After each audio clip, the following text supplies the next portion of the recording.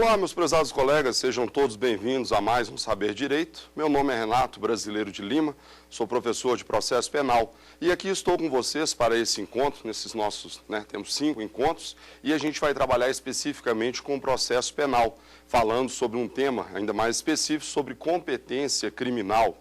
Teremos aí 5 encontros, onde vamos discutir, então, competência criminal. Nessa nossa primeira aula, vamos falar exatamente sobre a importância do estudo da competência criminal, dando um enfoque especial no princípio do juiz natural, para que possamos entender o porquê da importância do estudo da competência criminal. Hoje, temos aqui conosco 3 alunos, temos aqui nossa colega Janice, do Piauí, que gentilmente veio nos visitar aqui em Brasília, temos nosso colega Daniel, daqui de Brasília, e também a Alana, também daqui de Brasília.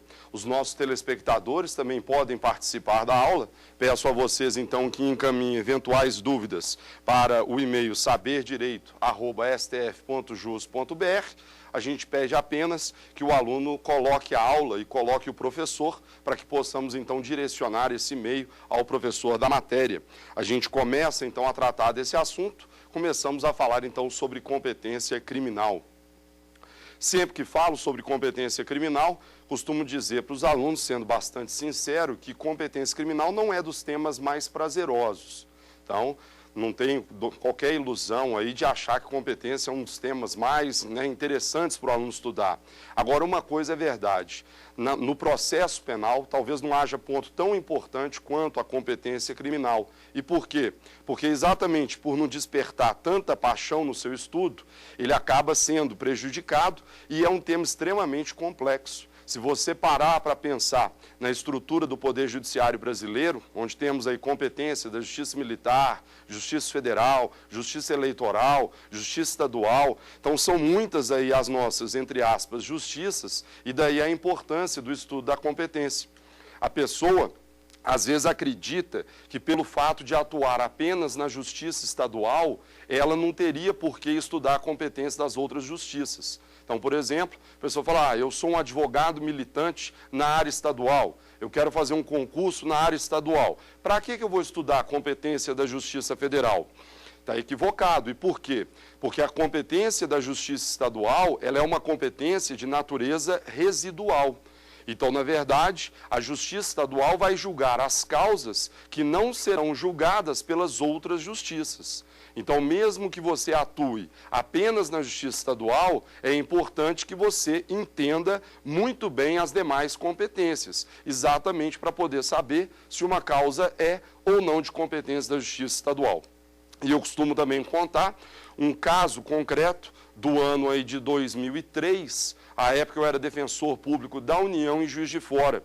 O cidadão acusado, à época o defendendo, ele era acusado de um crime de estelionato. Ele trabalhava como gerente de uma instituição financeira e ele adulterava guias de recolhimento da Previdência Social. Então, aquelas guias, a GRPS, ele recolhia o dinheiro e ele fraudava a autenticação mecânica. Ele fez isso durante um bom tempo e causou um prejuízo aí de R$1,5 milhão a R$2 milhões. Para você ter uma ideia da importância do tema da competência, ele acabou sendo denunciado pela prática de um suposto crime de estelionato contra a Previdência Social, artigo 171, parágrafo 3º. Só que nesse caso, o que aconteceu? A instituição financeira, percebendo que poderia perder seus clientes, a própria instituição financeira acabou procedendo ao ressarcimento do dinheiro ao INSS. Então, a autarquia federal e INSS não sofreu nenhum prejuízo. Moral da história, e é o que nós vamos estudar na nossa terceira aula, não há por que ser da competência da Justiça Federal se não houve prejuízo ao INSS. Vejam vocês a importância do estudo da competência, porque nesse caso concreto, apesar do cidadão realmente ter praticado o delito, apesar dele ter causado um prejuízo, apesar da investigação ter apurado tudo isso, como ele se viu processado perante a Justiça Federal, juiz incompetente, o processo no final acabou sendo anulado.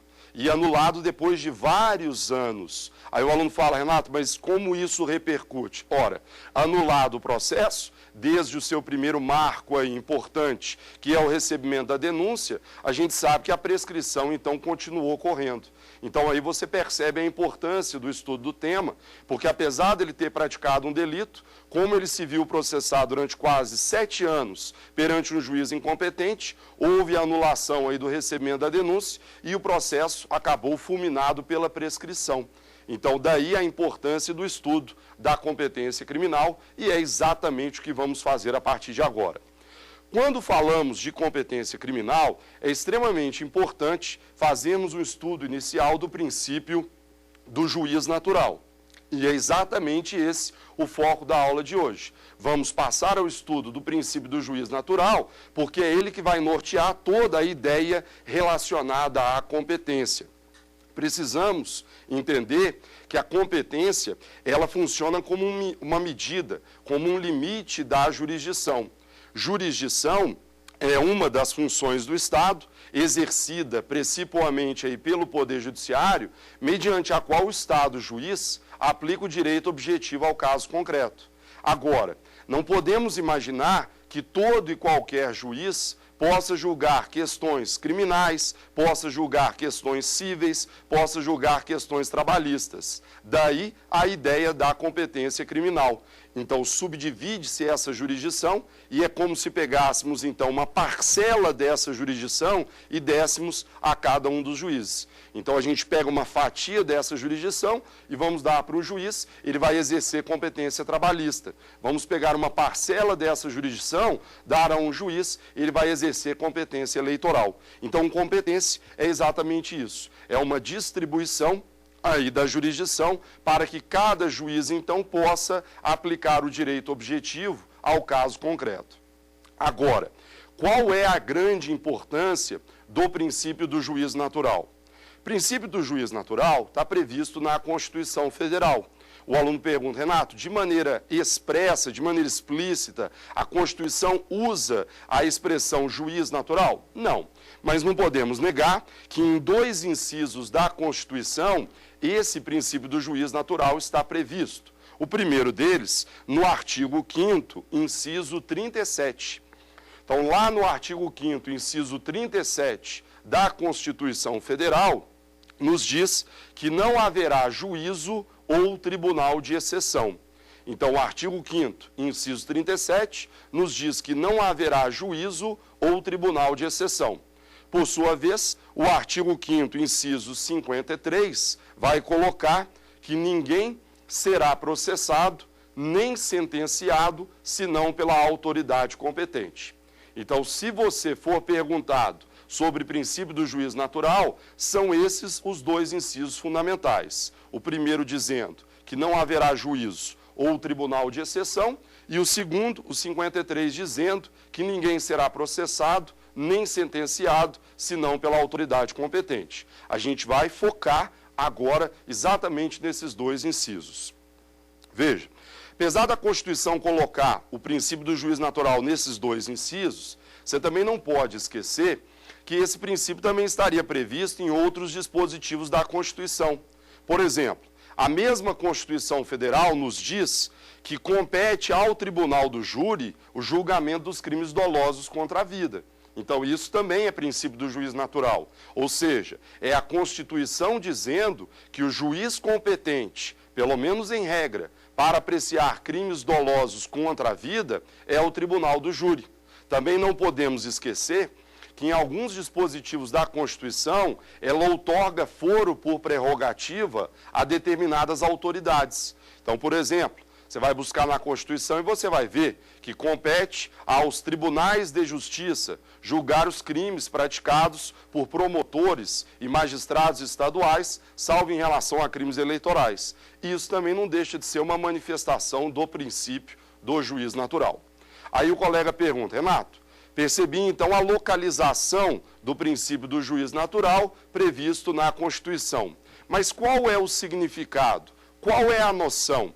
Qual é o conceito que pode ser trabalhado de princípio do juiz natural? Doutrina diz que o princípio do juízo natural, ele deve ser compreendido como o direito que cada cidadão tem de saber antecipadamente qual juízo irá julgá-lo caso pratique um delito. Então, mais uma vez, o princípio do juízo natural pode ser entendido por vocês como o direito que cada cidadão tem de saber antecipadamente qual juízo irá julgá-lo caso venha a praticar um delito. A ideia, meus colegas, é exatamente qual? É você, sentado, parar para pensar. Se uma pessoa pratica um delito, é como se ela olhasse para o ordenamento jurídico e lá ela já pudesse visualizar o juízo que iria julgá-la caso ela praticasse esse delito. Então, por exemplo, na minha situação, como membro do Ministério Público Militar, membro do Ministério Público da União, atuando na primeira instância, se eu olho para o ordenamento jurídico, eu vou perceber que a Constituição me diz que serei julgado pelo Tribunal Regional Federal, porque os membros do Ministério Público da União que atuam na primeira instância são julgados pelo respectivo Tribunal Regional Federal. Então, a ideia do princípio do juízo natural é exatamente essa. É você, então, imaginar que quando o cidadão pratica um delito, ele já pode ali antecipadamente saber qual é o juízo que irá processar e julgá-lo pela prática desse delito. Vejam vocês que eu disse que está previsto na Constituição que não haverá juízo ou tribunal de exceção. Fácil perceber, então, que juiz natural pode ser compreendido por vocês como o oposto de tribunal de exceção. E, Renato, o que é que eu entendo por um tribunal de exceção? Tribunal de exceção, exatamente o oposto de juiz natural, tribunal de exceção é um órgão jurisdicional criado após o fato delituoso, especificamente para julgá-lo. Então, esse é o significado de tribunal de exceção.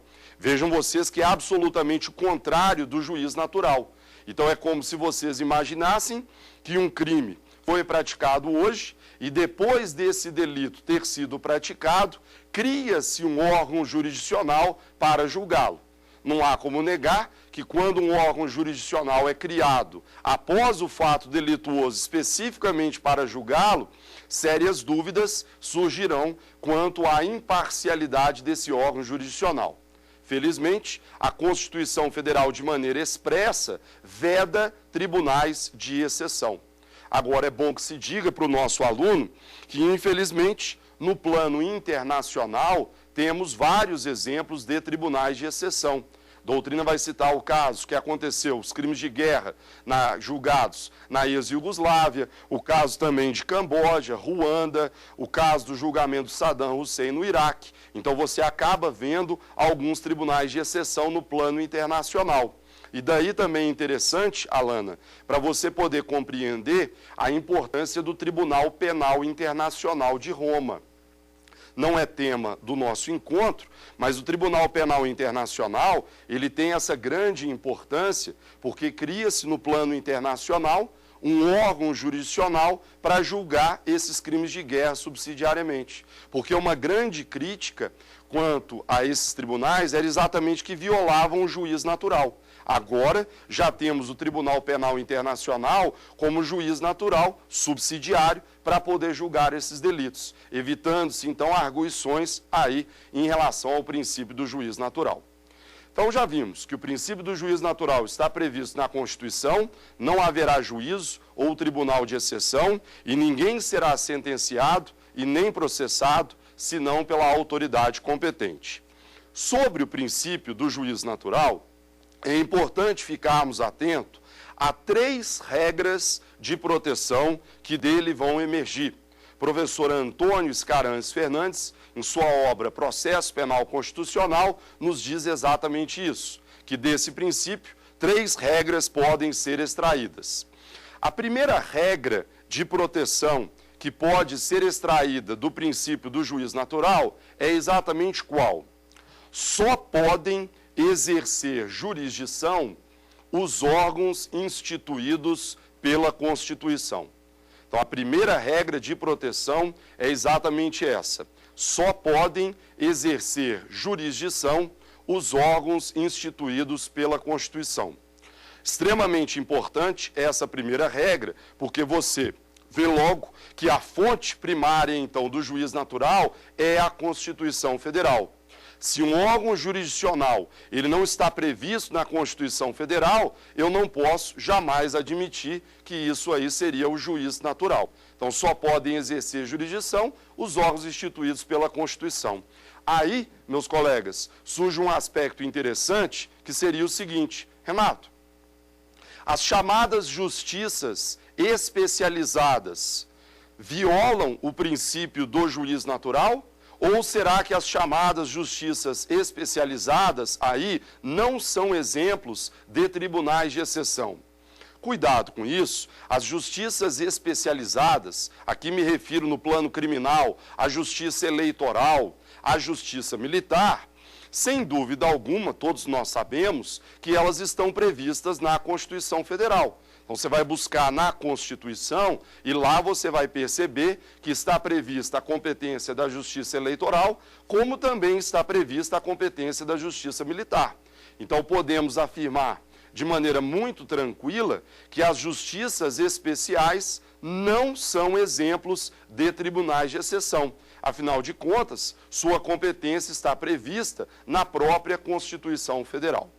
Então, a primeira regra de proteção, exatamente essa. Só podem exercer jurisdição os órgãos instituídos pela Constituição. A segunda regra de proteção é a de que ninguém pode ser julgado por órgão jurisdicional criado após o fato delituoso. Então, a segunda regra de proteção é a de que ninguém pode ser julgado por órgão jurisdicional criado após o fato delituoso.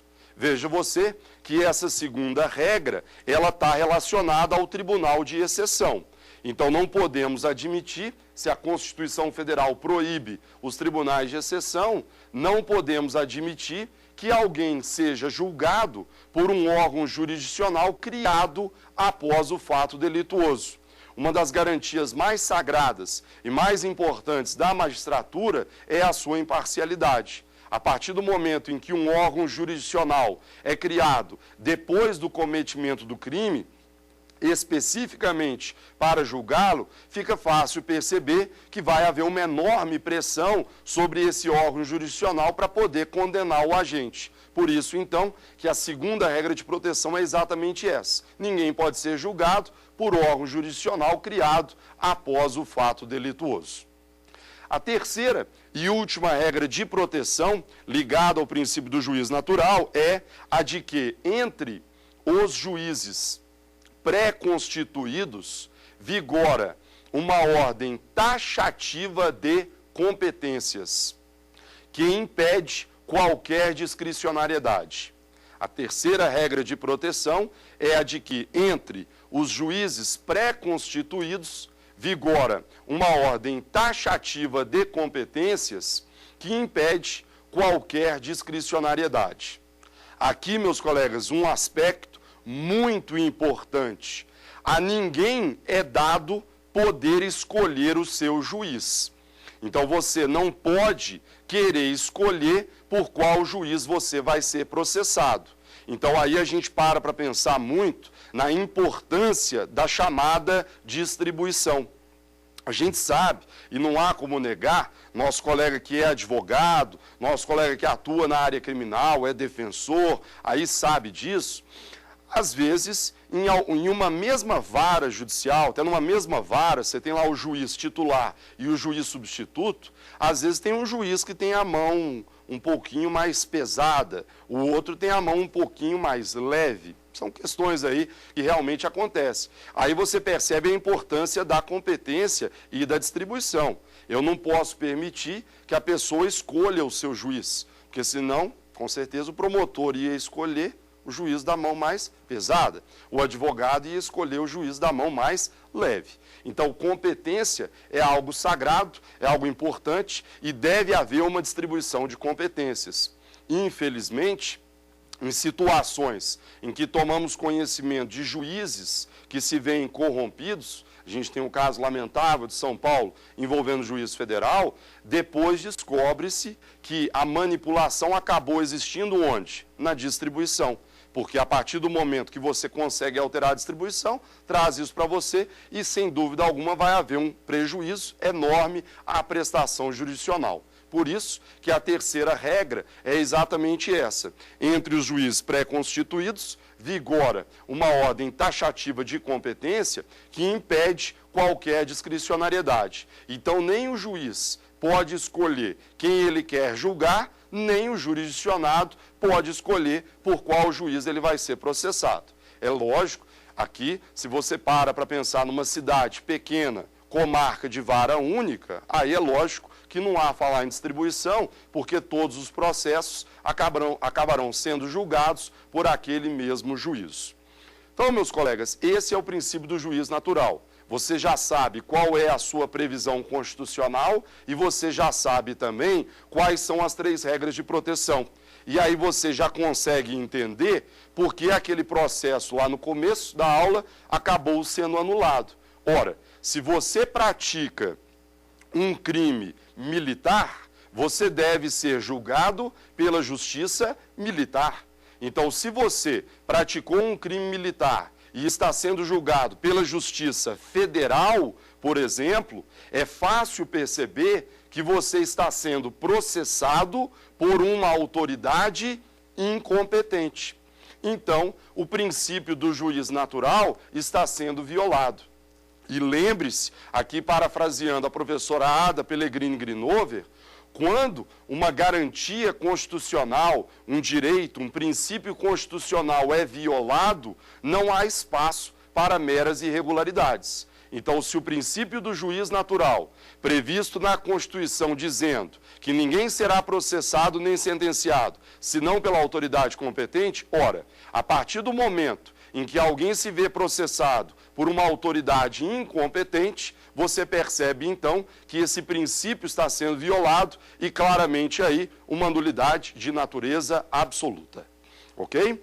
Sobre o princípio do juiz natural, gostaria de destacar com vocês algumas questões bem atuais, algumas questões que têm sido enfrentadas pelos tribunais superiores. Uma primeira questão, para a gente poder analisar e para você ver a importância do princípio do juiz natural, diz respeito ao seguinte tema: lei que altera competência tem aplicação imediata? Então, imagine você amanhã fazendo uma prova, ou às vezes até um caso concreto, onde isso ocorra. Então, lei processual que altera competência tem aplicação imediata? Então, possamos imaginar aqui, meus colegas, possamos imaginar, Daniel, uma lei.